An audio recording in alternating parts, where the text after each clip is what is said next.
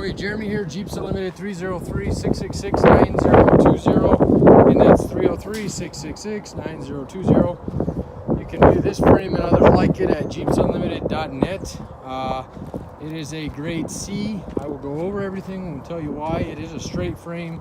It is not too terribly rusty, but it does have some spots that you will need to address before using. The rails themselves are fairly good.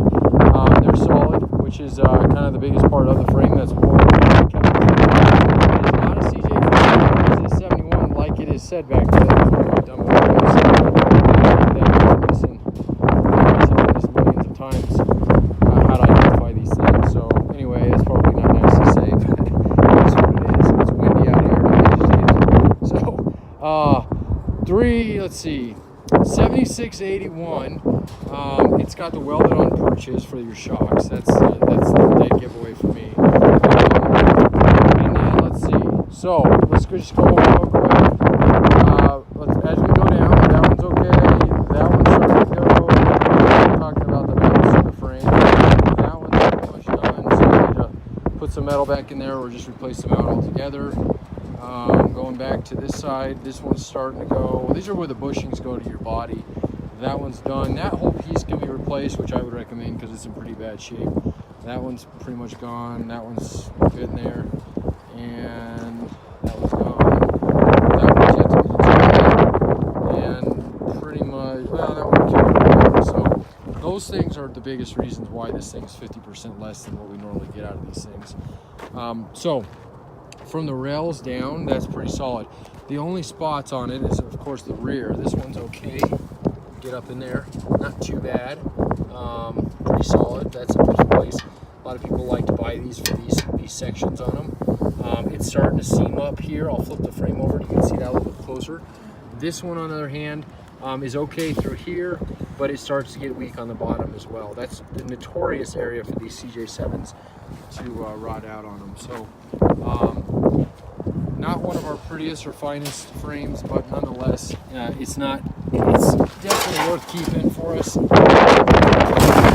So underside of it here, bolt holes are good, nothing broken off, nothing broken. That one there, that one there. We'll need to get pulled. I like to show that kind of stuff because it is time and labor you'll have in it. These are all good except for that one there. We'll need to extract that one, and that's exactly the same on the other side. That one there is broken. So that takes care of the front. Let's see here. This is all pretty good. A couple broken bolts in the frame there. That's it for this half. Now, that is done, but this is actually part of the skid on the gas tank. So that's, you can see that can be pulled off. That back half isn't terrible, but you can get them for cheap, so I'd probably just replace it. This is the bottom, so this is actually not bad through here. Nice good fresh threads there as well as there. That one's broken off. It's not incredibly thin like I've seen through here. It is starting to get quite a bit of scaling buildup in here and that overlap of that frame rail, so you'll definitely want to get in there and treat it.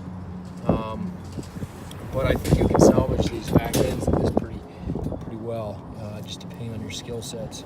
And that's why I do these videos, because it may not be something you want to work with, and I understand that.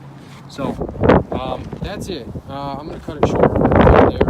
It's a little bit longer than I normally like to get on a video because it takes forever to upload. But if you have any questions, comments, concerns, 303-666-9020, and again, jeepsunlimited.net. Thanks for your time.